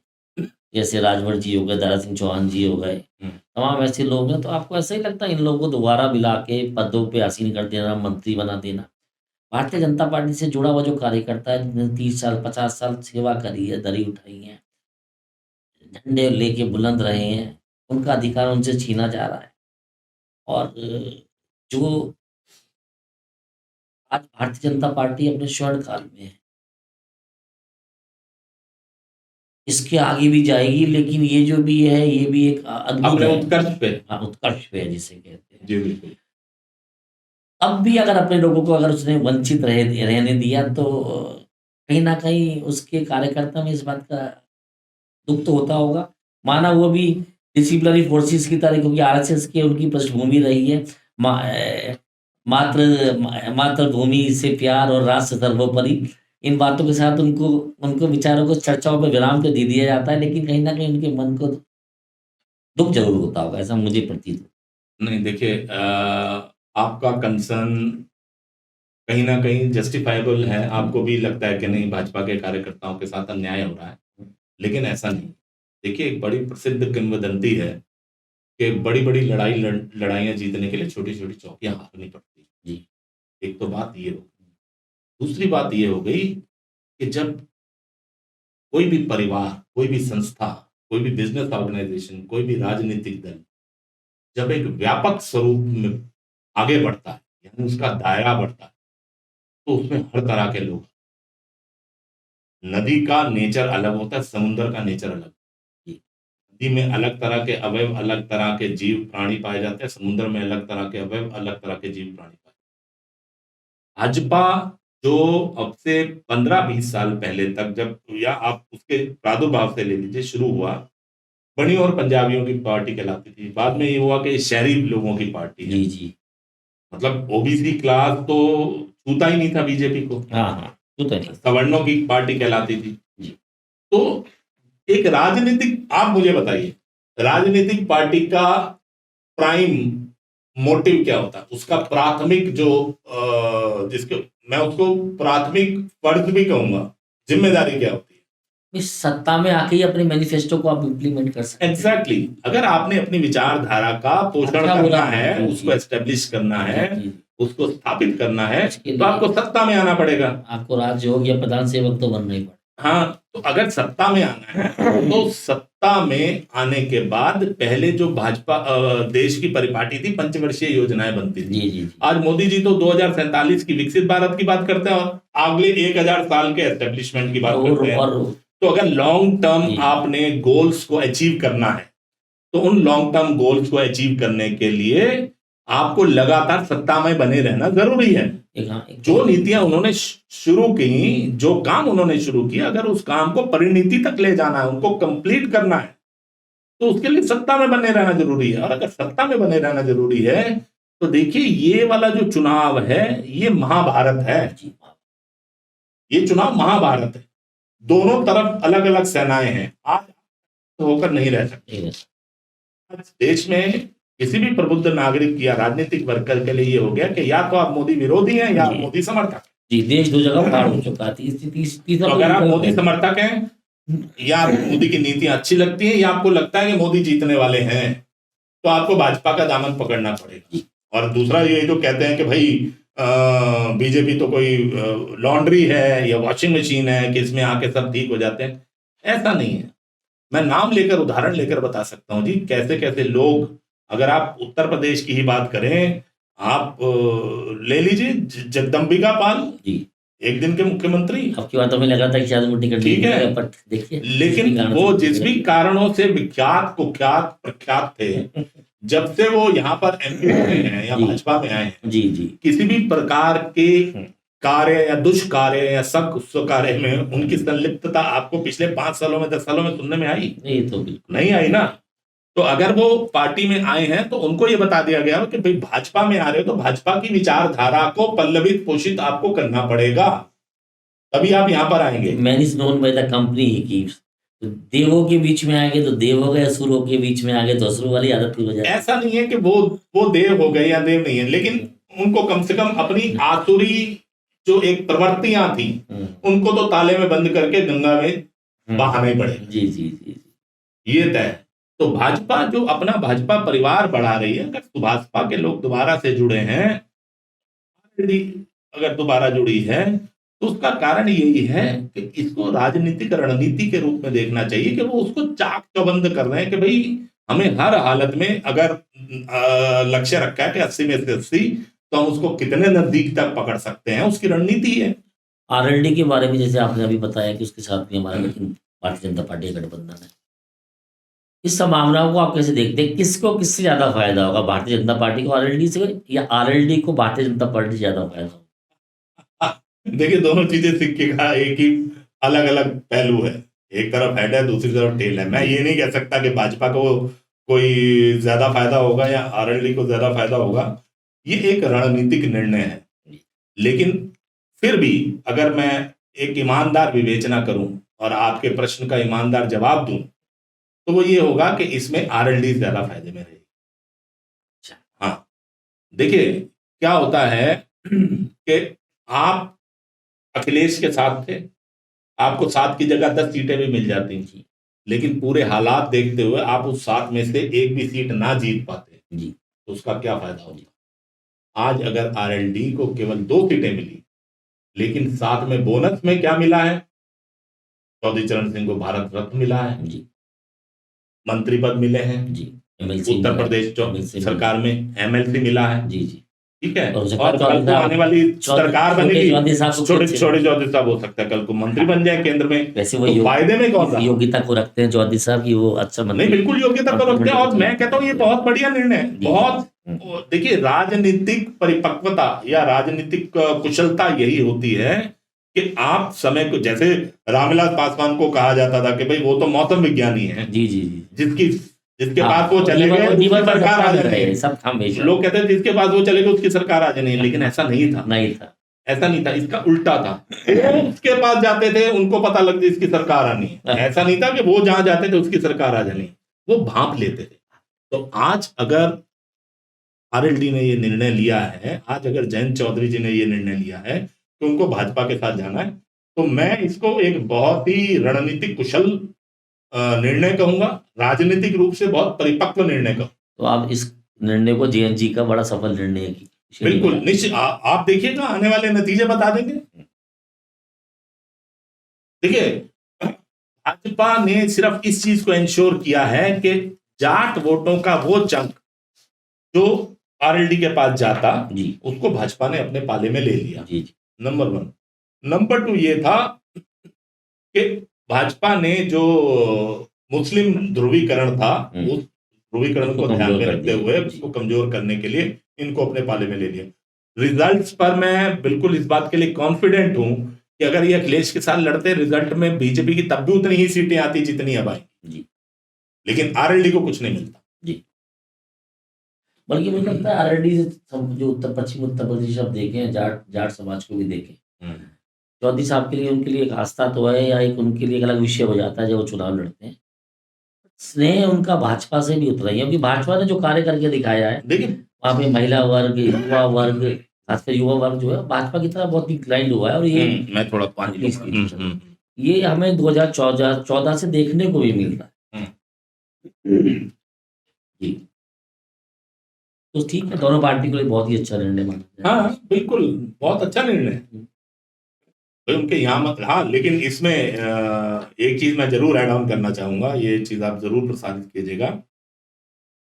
मैं जयंत चौधरी जी की इस चीज के लिए भूरी भूरी प्रशंसा करना चाहूंगा जी जो उन्होंने प्रत्याशी चयन किया, भले वो लोकसभा के लिए हो, जी भले वो मंत्रिपरिषद के जी। लिए हो, भले वो एमएलसी के लिए हो। उन्होंने अपनी पार्टी से जुड़े हुए लोग जो बिल्कुल लगे रहे थे एक सिपाही की तरह, बागपत से भी जो टिकट दिया वो पिछले 25-30 साल से बड़े कमिटेड थे वो, उन्होंने बड़े बड़े अच्छे प्रत्याशी उतारे बहुत ही और मंत्रिपरिषद के लिए भी उनका निर्णय अच्छा है। मैं उसके लिए हमें पूरी लगता है भूरी मतलब जो एक जेएनजी पे भी एक स्टैम्प जो लगी हुई थी जाटलैंड वाली या जाट नेता वाली, उससे वो आगे निकलना चाह रहे हैं। इसी तरह इसलिए करके उन्होंने बिजनौर में भी जो एक गुजर को टिकट दिया, इसी तरह पुरखा जी से जो एक हमारे शुल्का समाज से आते हैं अपने विधायक, उनको उन्होंने मंत्री बनाया।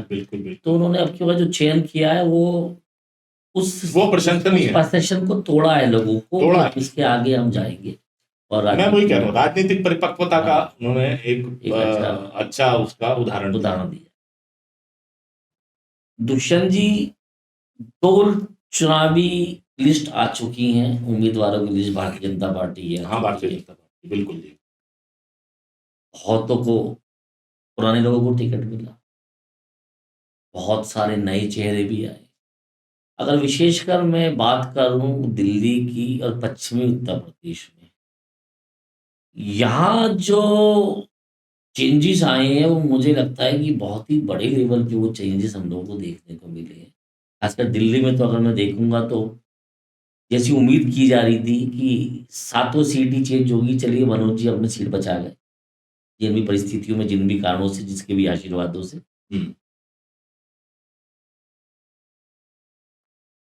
और लेकिन पश्चिमी उत्तर प्रदेश में अगर आप देखेंगे जैसे गाजियाबाद हो गया, मेरठ हो गया, और कुछ ऐसी विशेष सीटें हैं जहाँ पे सेकंड सूचना के बाद भी वीके सिंह क्लियर नहीं हो पा रहे हैं, मेरठ से क्लियर नहीं हो पा रहे हैं।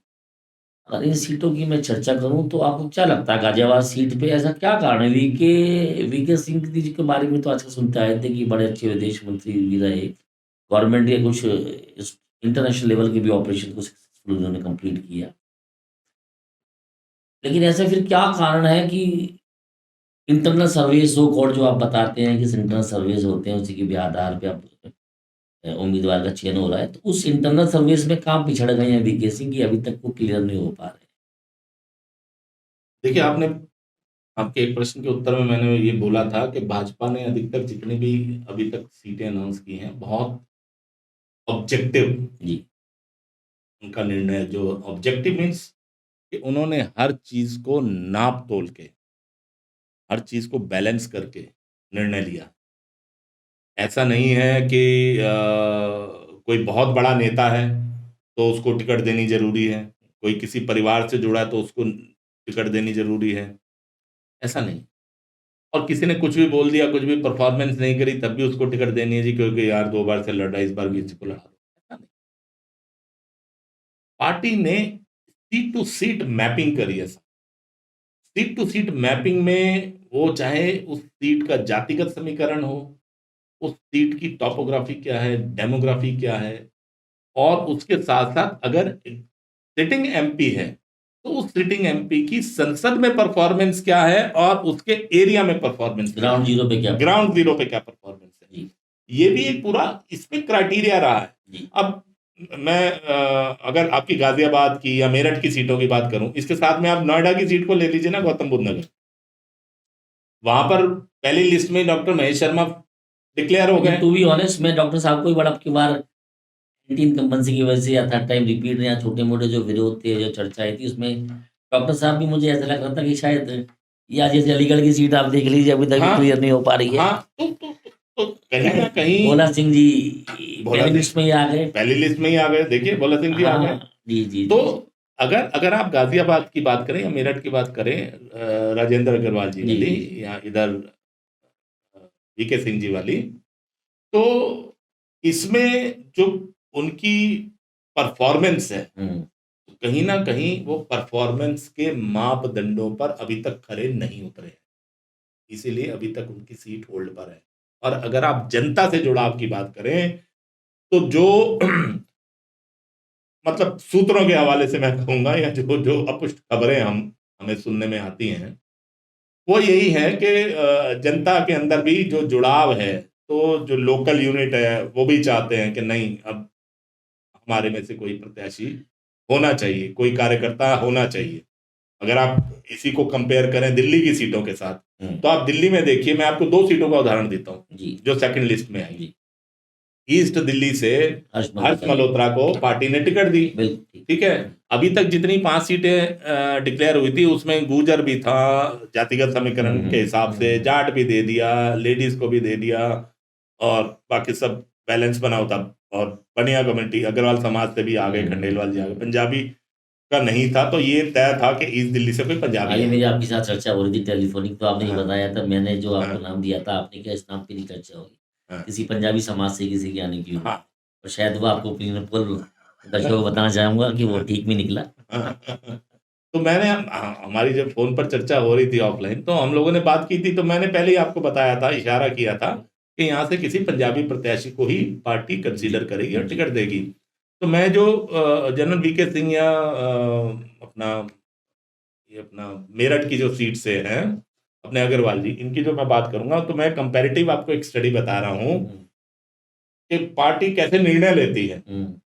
ईस्ट दिल्ली से हर्ष मल्होत्रा के साथ में एक बड़े स्ट्रॉन्ग कंटेंडर थे जो दिल्ली प्रदेश के अध्यक्ष है वीरेंद्र सचदेवा, वही पंजाबी वो कम्युनिटी वो पंजाबी कम्युनिटी से हैं, हर्ष मल्होत्रा भी पंजाबी हैं। और अगर दोनों के राजनीतिक कद की बात करें तो स्वाभाविक रूप से वो ईस्ट दिल्ली के मेयर रह चुके हैं हर्ष मल्होत्रा, और जबकि वीरेंद्र सचदेवा पूरे दिल्ली प्रदेश के अध्यक्ष हैं। कद के हिसाब से आप देखेंगे वीरेंद्र सचदेवा का कद बहुत ज्यादा बड़ा, महामंत्री के पोस्ट पे तो अर्ची भी थे। देखिए जो भी है, बड़ा कद तो ठीक बात है, बड़ा कद तो नहीं, मतलब प्रदेश अध्यक्ष का ही है ना, तो शायद वो चाह भी रहे थे, लेकिन कुछ ना कुछ तो ऐसा था जो हर्ष मल्होत्रा की लॉटरी खुली या हर्ष मल्होत्रा के ऊपर निर्णय लिया गया, तो वो भले ही वो जनता के साथ उनका जुड़ाव था या जनता के बीच में उनकी परफॉर्मेंस थी या जो भी रोल पार्टी ने अब तक उनको दिया था, उस रोल, देखिए कितने ही ऐसे कॉर्पोरेशन छोड़ पंचायत से जुड़े हुए लोगों को अभी लोकसभा की टिकट दी गई है। बातें मुझे भारतीय जनता पार्टी में देखने को मिली, या तो मोदी जी को ये लगता है कि जो आदमी ग्राउंड से उठ के आया है, जो मासिस से उठ के आया है, उसको मासिस की समस्या या मासिस को एड्रेस करना आता बेहतर है, परस्पर उसके कि जो डायरेक्ट टॉप लेवल से एमपी बन जाते हैं, एमएलए बन जाते हैं, समाज का पब्लिक का योजनाओं का ज्ञान नहीं होता, उसको इम्प्लीमेंट नहीं करवा पाते। तो ये तो एक सी चेंज मैंने इस भारतीय जनता पार्टी में देखा, शायद उसी का इनको लाभ भाई। आप अगर जनप्रतिनिधि हो तो भले ही आप जनरल वीके सिंह हो, आप भले एक मंत्री के नाते कितनी बढ़िया परफॉर्मेंस कर रहे हो, लेकिन एक जनप्रतिनिधि को अपनी जो उसका चुनाव क्षेत्र है उसका भी पालन पोषण करना पड़ेगा, एक अभिभावक के नाते उसको समझना पड़ेगा कार्यकर्ता की डिमांड क्या है, वहां की लोकल समस्याओं की क्या है, एक एमपी के फंड जहां यूज होने चाहिए वहां कितने फंड्स यूज हुए हैं, बहुत सारे फैक्टर्स हैं जो काम करते हैं। अच्छा, गाजियाबाद में जैसे आपने बताया सूत्रों से, मेरे को भी सूत्रों से, जैसे मैं भी तमाम पत्रकारों से बात करता रहता हूँ, तमाम सामाजिक लोगों से बात करते रहता हूँ, गाजियाबाद में तो ये भी सुनने आ रहा है कि 5 विधायक और जो पूर्व राज्यसभा सदस्य अनिल अग्रवाल जी एक तरफ और वीके सिंह जी एक तरफ, मतलब इस तरह की लॉबी भी है जो कि बहुत ज़्यादा देखिए पेड़ वो रखी है। लॉबिंग लॉबिंग या प्रचार प्रसार से आज की भाजपा नहीं, जनरल प्रभावित साहब नहीं के हो सभी सकती। लोग नाराज हैं तो कोई ना कोई उसका, अब सभी लोग गलत हैं या जनरल साहब ही ठीक हैं या जनरल साहब ही गलत हैं बाकी लोग सही हैं, मतलब ये कि बड़ा एक सच में अटपटा वाला सवाल हो गया है बात गाजियाबाद के बात लिए। अटपटे सवाल की नहीं है, बात हम्म, यह सवाल तो है। सवाल तो ये सवाल अगर पैदा हुआ है जी जी तो जी। उसका उत्तर शीर्ष नेतृत्व को ढूंढना पड़ेगा। तो शीर्ष नेतृत्व बहुत ईमानदारी से उसका उत्तर ढूंढ चुका है और उसका जो भी निर्णय है वो अभी आने वाले दिनों में आपके सामने आ जाएगा। गाजियाबाद को लेकर तमाम लोगों की चर्चा चल रही है, जैसे कुमार विश्वास जी की भी चल रही थी, वो लगता है, मुझे लगता है वो अब ठंडे बस्ते में जाएगी, क्योंकि अभी माननीय जो सुनील शर्मा जी विधायक थे साहिबाबाद से, उनको कैबिनेट मंत्री का दर्जा दे दिया गया। बिल्कुल। तो कहीं ना कहीं ब्राह्मण समाज को पश्चिमी उत्तर प्रदेश में राज्यवाद के थ्रू साधने की कोशिश की गई है। सभी जातिगत समीकरणों का बहुत अच्छा ख्याल रखा। बनिया समाज, मेरे को ये लगता है कि मेयर और जो नगर विधायक हैं दोनों बनिया समाज से आते हैं, हम्म, तो फिर मुझे लगता है ये सीट जानी तो किसी ठाकुर पे ही चाहिए। इसकी भी अभी जो चर्चा है वो ऐसे ही लग रहा है, कहीं पैराशूट ड्रॉपिंग फिर होगी इसमें, कोई राष्ट्र के स्तर के लिए तैयार आने वाले। नहीं, आपके मुझे बारे नहीं में लगता जाएंगे, पैराशूट। नहीं लगता, क्योंकि अरुण सिंह जी का भी नाम चर्चाओं पे है। मैं इस पर कुछ बोल नहीं सकता, लेकिन बस इतना जरूर कहूंगा पैराशूट कैंडिडेट ड्रॉपिंग नहीं होगा। नहीं होगी। ऐसा मुझे लगता है, ये मेरा आकलन है, मैं हाँ कल को हाँ, गलत भी साबित हो बिल्कुल ठीक सकता हूँ। बात। 2 दिन में क्योंकि लिस्ट आने भारतीय वाली जनता है। पार्टी के लिए ये वाली सीट जो है गाजियाबाद की, स्पेशली लोकसभा, ये बहुत ही सुरक्षित सीट मानी जाती है। सुरक्षित सीट है भी, इस पार्टी का करके ही अपना। वो अपने किसी बड़े पहले तो पूर्व में किसी बड़े नेता को मोबिलाइज करने के लिए या जो भी करने के लिए यहाँ पर लाके उनको जिता के बाकी बड़े कार्य उनसे कराने की चेष्टा विनीत जी, प्रयास रहते अभी थे। आपने ही कहा था कि भाई भाजपा जो है अपना स्वरूप बढ़ाती जा रही है हम्म, और जो पार्टी का कार्यकर्ता जो जी दरी जी। उठाता था उसका ख्याल नहीं कर रही। तो फिर आप ये समझिए कहीं ना कहीं तो पार्टी जो सुरक्षित सीट है, जरूरी थोड़ी है वहां से किसी को पैराशूट ड्रॉपिंग ही कराएगी। वो अपनी किसी जमीन से जुड़े कार्यकर्ता को भी जी जी। आगे ला सकती है। आप देखिए दिल्ली में उदाहरण देखिए, हाँ, उत्तर पूर्वी दिल्ली जो बहुत बड़ा है, जो गवर्नर नॉर्थ कमिटी वेस्ट की जो चलेगा, सीट चलेगा। है, योगेंद्र चंदेलिया, जो ऐसी सीट है, बहुत ग्राउंड रिजर्व है, बिल्कुल ठीक। ठीक है। अच्छी वहां से हम्म, 5 साल पार्टी ने पहले उदित राज को मौका दिया, वो चलिए, फेल हो गए। हाँ। फिर 5 साल उन्होंने हंसराज जी को लाया, हंसराज वो हंस को फेल हो मौका गए। दिया, वो भी अल्टीमेटली वो एक ग्राउंड एमपी जीरो के पे रूप आते में हैं, फेल हो गए। बिल्कुल फेल। सेलिब्रिटी थे तो ठीक है। अब पार्टी के पास 2 ऑप्शंस वहां पर जो सबसे ज्यादा हॉटली कंसीडर की जा रही थी, वो दुष्यंत गौतम थे, जी, जो राष्ट्रीय महामंत्री हैं, आश्रम में। कद में बहुत बड़े हैं योगेंद्र चंदौलिया से। जी जी बिल्कुल। लेकिन एक तरफ योगेंद्र चंदौलिया थे जो उसी पर्टिकुलर लोकसभा के क्षेत्र से जुड़े हुए हैं, जमीन से जुड़े हुए हैं, कार्यकर्ताओं में पैठ है और अपनी यूनिवर्सिटी के युवा काल से ही वो पार्टी के लिए तन मन धन से समर्पित हैं। दुष्यंत जी तो मुझे पार्टी ने दुष्यंत गौतम के ऊपर उनको तरजीह दी और उनको टिकट दी है। दुष्यंत जी मुझे आज की डेट में लगता है, खासकर जो युवा वोटर है, हम्म, ये स्टारडम को ज्यादा पसंद भी नहीं करते। इनको लोकल लोग ही चाहिए, एसेसिबल लोग ही चाहिए, जो उनको जान सके, समझ सके, उनसे बात कर सके। नहीं तो देखा जाए तो गौतम गंभीर जी का भी जो कार्यकाल रहा है, उन्होंने प्रयास बहुत करे एक नेता बनने के, ग्राउंड जीरो पे काम करने के लिए भी। उन्होंने वो अन्न वाली योजना भी चलाई, भूखे को रोटी भी खिलाई, और युवा से हम्म। इसमें कोई शक भी नहीं है, बहुत ही ऑनेस्ट एमपी की तरह उन्होंने कार्य किया। और देखिए तब भी ग्राउंड जीरो पे जो भी सर्वे रहा या पार्टी का जो भी निर्णय रहा, उसमें उनकी विपरीत ही गया वो। राहुल गांधी के फेल होने का, राहुल गांधी के फेल होने के रादर मैं कहूं जितने भी कारण है, उसमें एक बहुत बड़ा कारण है भाई साहब कि वो पार्ट टाइम पॉलिटिशियन।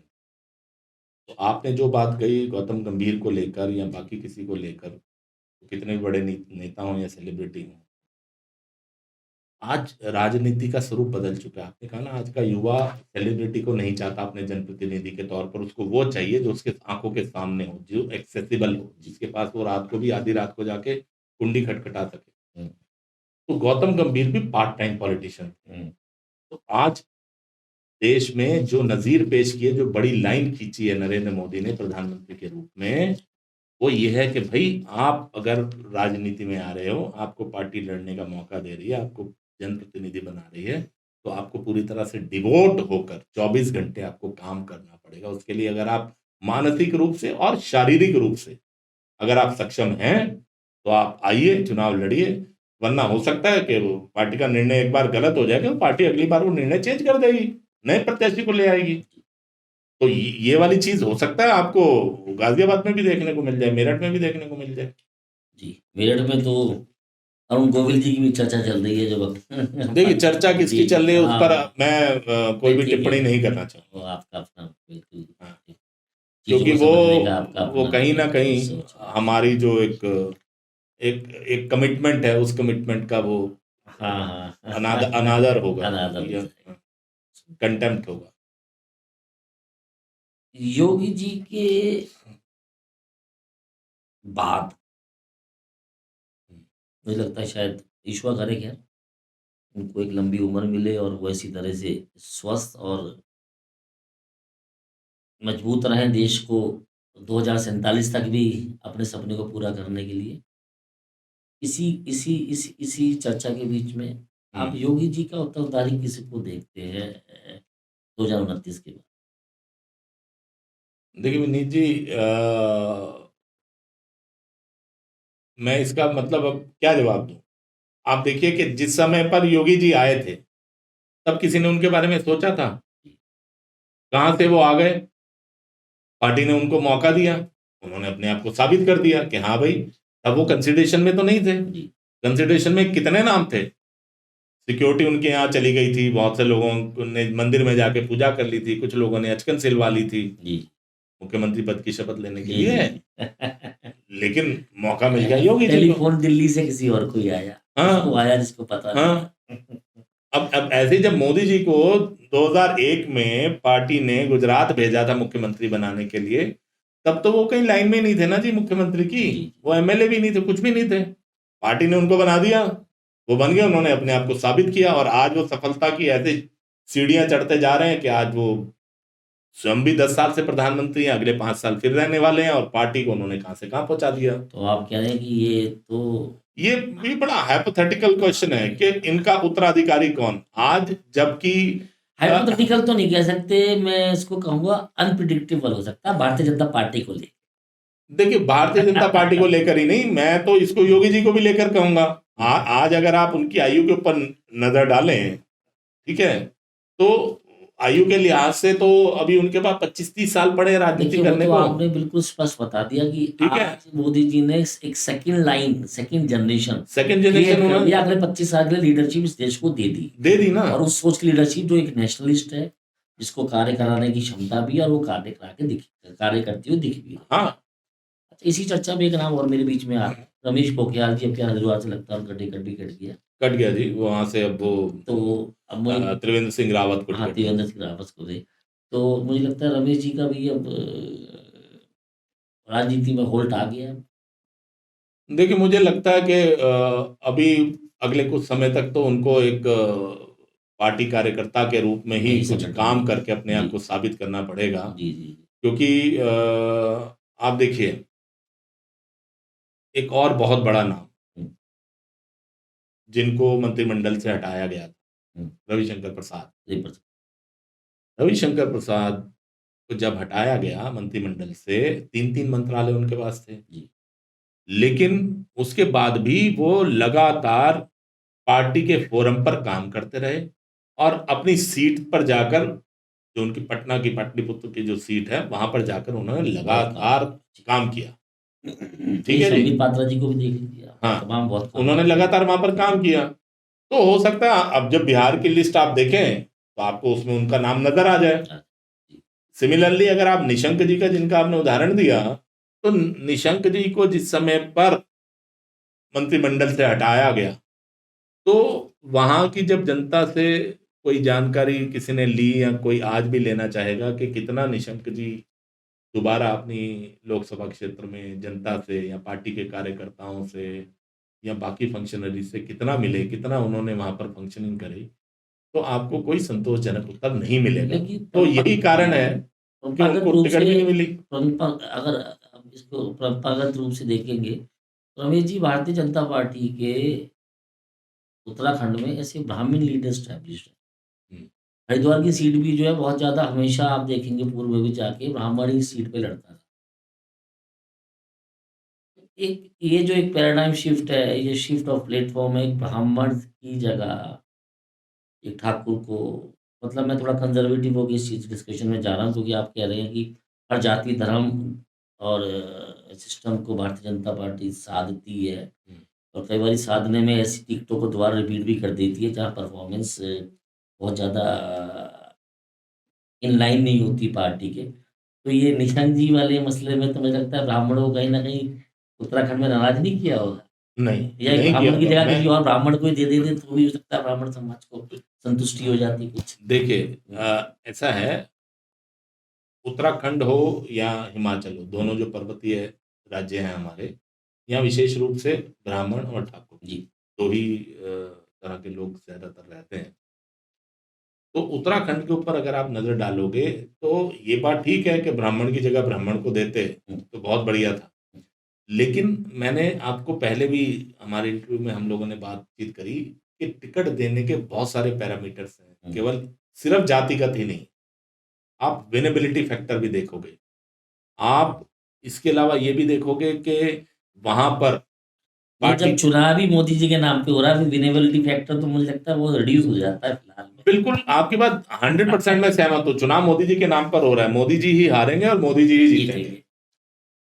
जो कैंडिडेट है जी। उसका जो, लेकिन अब कहीं ना कहीं पार्टी ने अगर ये निर्णय लिया है कि वहां पर त्रिवेंद्र सिंह रावत को चुनाव लड़वाना है, तो हो सकता है कि उनके पास ऐसे कोई प्रत्याशी ब्राह्मण समाज के ना रहे हों। अब अगर साथ में देख लें तो अजय भट्ट जी हैं, अजय भट्ट जी तो ब्राह्मण ही हैं, उनको तो रिपीट किया गया है नैनीताल की सीट से। और बाकी अगर आप प्रत्याशियों के ऊपर नजर डालें तो वो वाला ब्राह्मण ठाकुर का बैलेंस तो उत्तराखंड में भी बनाया गया है, ऐसी कोई बात नहीं है। पर्टिकुलरली आप हरिद्वार के ऊपर ही फोकस मत करिए। अगर आप एक समग्र रूप में पूरे प्रदेश के ऊपर नजर डालेंगे तो वहां पर पार्टी ने ब्राह्मण ठाकुर और बाकी सब जातिगत समीकरणों को अच्छी तरह से साधा है, ऐसी कोई बात। और फिर आप तो अपनी बात को खुद ही जस्टिफाई कर रहे हो कि जब चुनाव ही मोदी जी के नाम पर लड़ना है तो ब्राह्मण समाज देगा फिर मोदी जी के नाम पर ही त्रिवेंद्र सिंह रावत को ही वोट देगा। नहीं ये तो मैं कह रहा हूँ, इसलिए तो मैं बोल रहा हूँ कि फिर तो किसी भी डमी कैंडिडेट को ब्राह्मण समाज तो के खड़ा डमी कर क्यों? देंगे, तो समाज का भी अरे सम्मान भाई हो जाएगा। डमी क्यों विनेश जी? यही तो मैं कह रहा हूँ, प्रधानमंत्री मोदी ने जो नजीर पेश की है, जो लकीर खींची है, वो काम करने वालों के लिए है, जो पूरी डिवोशन के साथ काम कर सके। उनको गौतम गंभीर नहीं चाहिए जी। जो कि 5 साल में केवल 20-25 दिन के लिए आते हैं। उनको सनी देओल नहीं चाहिए जो एक बार भी संसद में आते ही नहीं है। उनको ऐसा कोई प्रत्याशी नहीं चाहिए जो सांसद बनने के बाद ही संसद में कुछ बोले ही नहीं। इसमें एक विचार मेरा और आ रहा है, वो विचार आ रहा है मथुरा की सीट लेके उत्तर प्रदेश में। हेमा मालिनी जी 75 वर्ष को क्रॉस कर गई हैं, बिल्कुल। अपने मुंह से स्पष्ट उन्होंने कहा था कि मैं चुनाव नहीं लड़ूंगी। और आज भारतीय जनता पार्टी के पास एक मौका भी था कि इस लोकसभा सीट पे वो एक नई लीडरशिप दे सकती थी, जो आगे वाले टाइम के लिए बहुत उनको हेल्प करती, मदद करती। लेकिन 75 वर्ष की उम्र में हेमा मालिनी जी को तीसरी बार रिपीट करना क्या, चलिए फिर वही बात हो जाती है, विजिबिलिटी फैक्टर तो मोदी जी हैं, तमाम और संगठन है, सब कुछ। लेकिन क्या हेमा मालिनी जी भी, मुझे नहीं लगता बहुत ज़्यादा एक्सेसिबल समाज के बीच में या पब्लिक के बीच में रहती होंगी। तो ये निर्णय भी जो पार्टी का ये वाली सीट का भी था, ये कुछ ऐसे निर्णय भी लगते हैं कभी-कभी कि भारतीय जनता पार्टी भी कई बारी पथ से लेफ्ट राइट होती है। नहीं, या देखिए जो सोच के साथ चलती है उसमें for whatever reasons, for whatever lobbying या for whatever you know factors, कुछ ना कुछ ये डेविएशन ये सोचने में हम लोगों को मजबूर कर देते हैं, किसी पत्रकार या ऐसे ऐसे ऐसे you know analyst for elections कि ये क्या किया है।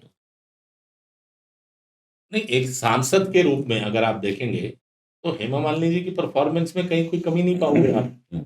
उनकी संसद के प्लेटफॉर्म पर, मतलब संसद में अगर आप उनकी परफॉर्मेंस देखेंगे, उनकी अटेंडेंस भी अच्छी है, उन्होंने 0 आवर में क्वेश्चन भी रेज किए, उन्होंने प्राइवेट मेंबर बिल्स भी रेज किए। वो तो बिल्कुल ठीक है, संसद का ठीक है, ग्राउंड जीरो पे भी अगर आप आ जाओ तो ग्राउंड जीरो में जहां तक मेरी जानकारी है, नो डाउट कंसिडरेशन में और भी कैंडिडेट थे जिनके नाम आए। मैं उन नामों की चर्चा नहीं इस करना बार चाहूंगा। मौका था कि नहीं। लीडरशिप क्रिएट हो जाती। नहीं, देखिए आप एक बात को समझने की कोशिश कीजिए कि अल्टीमेटली आप कहीं पर जाकर आपको ये निर्णय लेना पड़ेगा कि भाई इनको हटाना जरूरी है क्या? सिर्फ लड़वाना ही अगर एक फैक्टर होता तो लड़वानी एक फैक्टर नहीं होता ना। इसमें इसमें साथ में वो ये भी कहेंगे कि अगर इसको हटाना है तो हटाना क्यों? तो जब आप दोनों चीजों का बैलेंस बनाने की कोशिश करेंगे कि इनको हटाने के लिए क्या क्या कारण हो सकते हैं, तो वो कारण हो सकता है कम रहे हों, उनको लड़वाना चाहिए ये कारण ज्यादा रहे हों। बिल्कुल ठीक। और रही बात, आपने एज की बात करी, तो एज फैक्टर तो ऐसी कोई दिक्कत नहीं है जब तक आप चलायमान हैं, आपका शरीर नहीं आपका नहीं, ये साथ दे रहा 75 है। का जो एक एक जो नैरेटिव सेट हुआ था, एक प्रिंसिपल सेट हुआ था, या एक एज बार जो क्रिएट हुआ था, वो तो माननीय मोदी जी के हम्म, पास से ही चल के नीचे तक पहुंचा था कि है ना। इस बात को लेके तो अब जैसे कानपुर से पचौरी जी हैं, दूसरा उनका कार्यकाल था ये, और हम्म। 56,000 करोड़ रुपए के उन्होंने, अभी हमको इंटरव्यू दिया लास्ट में तो उन्होंने बताया 56,000 करोड़ रुपए के काम उन्होंने 5 वर्ष में अपने लोकसभा कार्यकाल में कराए, और तमाम जनता भी और ब्राह्मण बड़े नेता भी हैं। और सेंट्रल यूपी की राजनीति देखो तो बहुत ज़्यादा ब्राह्मण आधारित राजनीति भी है, लेकिन वो भी 71-72 साल के ही हैं। तो उनके साथ वो मुझे लगता है एज फैक्टर को क्रिएट करके ज़्यादा देखिए, डिस्कशन ये का ये पार्ट बन रहा मीडिया है। की चलाई हुई बात है कि अगर 71 वर्षीय किसी कैंडिडेट को पार्टी ने टिकट नहीं दी तो उसको एज के कारण नहीं दी। हुँ, हुँ। उसके और भी तो पैरामीटर्स हो सकते हैं जिसकी वजह से उनको टिकट ना दी गई हो। अब वो सारे पैरामीटर्स पार्टी मीडिया फोरम पर क्यों चर्चा करोगी? वो पार्टी का इंटरनल खैर मैटर एनीवे है। अभी यहाँ उसका डिसाइड नहीं हुआ, ऑन होल्ड है। सतीश गौतम भी होल्ड है, हाँ, सभी लोग होल्ड हैं। ये कुछ हाँ, कुछ कुछ निर्णय या कुछ कुछ चीजें जो हैं वो पार्टी का बहुत इंटरनल और बहुत सीक्रेट, बहुत जी। प्राइवेट मैटर होता है। अल्टीमेटली फेस क्या है, वो फेस नजर आता है जिसके ऊपर मीडिया चर्चा करता है, पत्रकार चर्चा करते हैं, उसकी विवेचना करते हैं कि ये हुआ तो क्यों हुआ, या ये नहीं हुआ तो क्यों हुआ। लेकिन पार्टी जो निर्णय लेती है, पार्टी के निर्णय लेने के जो पैरामीटर्स हैं, उसमें जो बेस्ट पॉसिबल उसको नजर आता है, पार्टी उसको टिकट देती है। दुष्यंत जी, अंत में एक सवाल और पूछूंगा कि ये चर्चा तो मुझे लगता है हमारी विराम पे लेगी, विराम हमारे पे नहीं जा रही, क्योंकि इतनी इंटरेस्टिंग बातें आपके साथ चल रही हैं। और जैसा कि आपने बताया, अब एक इंटरनल सर्वे का भी पार्ट बनते हैं, वो एक अलग कमिटमेंट होता है। एक एक जनरल जनरल सर्विस का भी पार्ट बनते हैं, ऐसे दृष्टिकोण मीडिया। 2024 के इलेक्शन इंटरनल सर्वे में तो आपने जो भी बताया जैसे भी है वो आप डिस्क्लोज नहीं करेंगे, बट ऐसे दृष्टिकोण मीडिया 2024 के तो एक जनरल सर्विस आपके हैं, या थॉट प्रोसेस है आपका, या आपकी सो कॉल्ड मेथोडोलॉजीज कह रही है, या आपकी साइंस कह रही है, क्या भाजपा 400 पार दिख रही है? मुझे इसकी पूरी संभावना है कि एनडीए 400 पार करेगा। जी। और उत्तर प्रदेश में आप कितनी सीटों की संभावनाएं देख रहे हैं भारतीय जनता पार्टी की? मुझे लगता है कि 76 सीटें तो पक्का मिलेंगी। भारतीय जनता पार्टी की सिंबल 76 सीटें एनडीए एनडीए को। को। अच्छा, 4 सीट जो ऐसा लगता है कि संभावना ही नहीं है, वो कौन सी लगती अब इस पर चर्चा ना ही हो तो जरा अच्छा। है? अच्छा, हाँ, अभी चर्चा सही किसी को इशारा क्यों किया जाए कि वहां जोर ज्यादा लगाइए। नहीं, ठीक है, आपका तो प्रश्न अच्छा, दूसरे को आप ये इशारा करना चाहते। तो दोस्तों, ये थी हमारी चर्चा आज की दुष्यंत जी के साथ। दुष्यंत चोपड़ा जी ने बहुत हमको समय दिया, बहुत सारी बातें हमको बताई, बहुत सारी ज्ञानवर्धक चीज़ें हमने इनसे डिस्कस करी। आने वाली लोकसभा के ऊपर भी बहुत सारी बातें हमने डिस्कस करी। इस चर्चा को आज यहीं विराम करते हुए अगली मीटिंग में, अगले प्रोग्राम में फिर किसी नई शख्सियत के साथ मैं विनीत कांता वीके टॉक्स। धन्यवाद, धन्यवाद, धन्यवाद। बहुत आपका बहुत दुष्यंत धन्यवाद जी, बहुत विनीत बहुत जी, धन्यवाद। आपने बुलाया, मंच दिया, अपनी बात कहने का मौका दिया, बहुत बहुत या